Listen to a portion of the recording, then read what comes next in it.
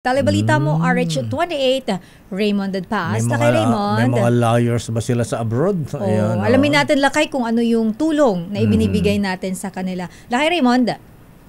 Elaine, Mayor, may 26 na mga overseas Filipino worker ang nakapila ngayon sa death row sa iba't ibang bansa. Ito ang inilahad ni Senador Erwin Tulfo na siyang sponsor ng budget ng Department of Migrant Workers o DMW sa Senate Plenary Deliberations bilang sagot sa pagtatanong ni Senador Joel Villanueva. Ayon kay Senador Erwin, ang pinakamarami ay nasa bansang Malaysia na 9 at 4 sa Brunei. 13 sa Middle East at ilan sa kanila ay isa sa Jeddah, 2 sa Riyadh, 4 sa Dubai, 1 sa Qatar at 1 sa Kuwait. Sa report ng DMW ay katuwang nila ang Department of Foreign Affairs at mga abogado sa iba't ibang bansa na kumikilos upang mapababa ang hatol sa kanila kahit man lang habang buhay na pagkabilanggo. Maliban pa ito sa tulong na ipinagkakaloob sa kanilang pamilya. Narito ang bahagi ng Senate Plenary Deliberation. Through our lawyers overseas are working hard to commute these death sentences. Pero right now, Mr. President, we have 26 in death row. 12 po sa Asian Pacific, Kuala Lumpur po 4 po sa Brunei. Sa Middle East naman, 13 po dyan. 7 po ang lalaki, 6 po na babae.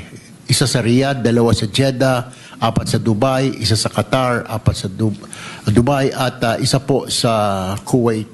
So total po yung 7. So 18 males po ang kalalakihan ang nasa death row. 7 po ang kababaihan na nasa death row. So total of 26. Pero katuwang din po ng DMW ang DFA hinggil rito at nagtutulong-tulungan po itong mga ahensya na ito na working hard with our lawyers there na kung maaari makommute po ito to life sentence. Thank you, Mr.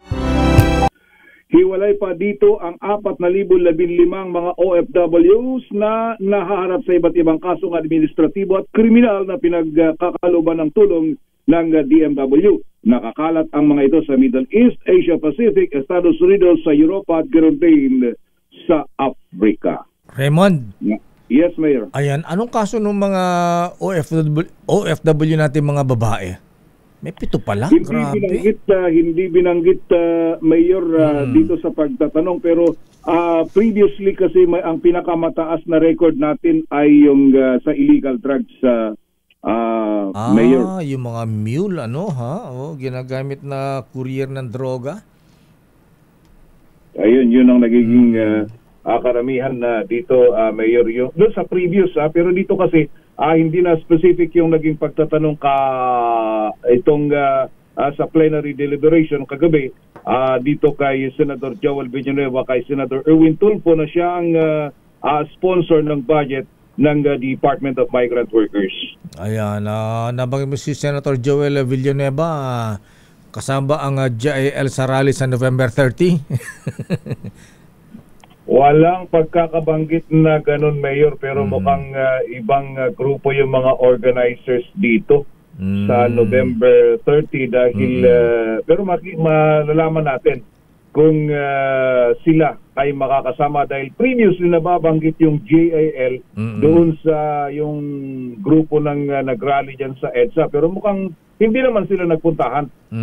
Hindi nila lumabas at sinuportahan yung rally sa EDSA noong Lunes at Martes. Aba kung noong 16 and 17 Raymond ay mga kapatid natin sa INC ang nanguna sa rally, abay initong November 30 ha. Ito yung mukhang pangunahan din ng ibang religious groups ha. Ayan, may mga madre, ayan, may mga seminarista, may mga pare at ewan ko lang kung makarating. Ayan, ewan ko lang kung papayagan ni Santo Papa. Ayan, si Cardinal Antonio Tagle, balitang-balitang from Vatican uwi doon ng Pilipinas. At ito ba yun, Lakay? O baka ano yung lang? mga marites ngayon, Marites lang. Sister L. Marites lang pala. Well, pero ito yung nanggagaling sa mga organizer. So, tingnan natin. Tingnan natin kung may katotohanan. Kung darating ang Cardinal Tagle, ayan, kung bibigyan siya ng vacation leave ni Santo Papa. Ayan, mukhang ang mga lalawak sa rally sa November 30, Raymond, ay yung mga dating kasama nung 1986 EDSA People Power Revolution. Ayun, mukhang yun ang mas ito yung, di ba, meron ng nauna silang pagtitipon na ginanap dyan sa EDSA Strike. Noong 21 Mukhang, gusto September. nilang i-duplicate yun at ang pangako nga nila, narinig natin doon sa mga organizers, baka mahigitan pa. At yun ang ating, dahil ang sabagay, wala din naman problema dahil kung doon sa iglesia ay transparency and accountability ang panawagan nila. Ganun din naman dito sa grupong ito na dapat talaga ang gusto nila mapanagot yung mga nasa likod nitong mga kontrobersyal na anomalya sa infrastructure project. Ayan, dapat lang talaga para iparating na at marinig daw ang mga dapat marinig. Kasi parang may mga hindi pa nakarinig. Oo, nagbibingi-bingihan. Ayan. Ayan, mukhang ito ang team song nila. Okay lang naman yung peace rally, Lakay. Oo Oo, naman. okay lang naman. Karapatan natin yan na ipahayag ating damdamin, protesta, panawagan sa administrasyon sa gobyerno. Okay nga, Rod. Maraming salamat, Brad. Sa Senado Mayor ay mamayang ngayon agahan na nila yung budget deliberation dahil magsisimula na ng alas 10 ngayong umaga. Sasalang sa budget ang Department of Interior and Local Government. Kaya't nagkahalo-halo dito yung mga opisyal ng PNP, ng NAPOLCOM, ng Bureau of Fire, ng Bureau of Jail. Narito lahat sila ngayon sa Senado dahil Senate plenary ng maaga ang budget ng DILG.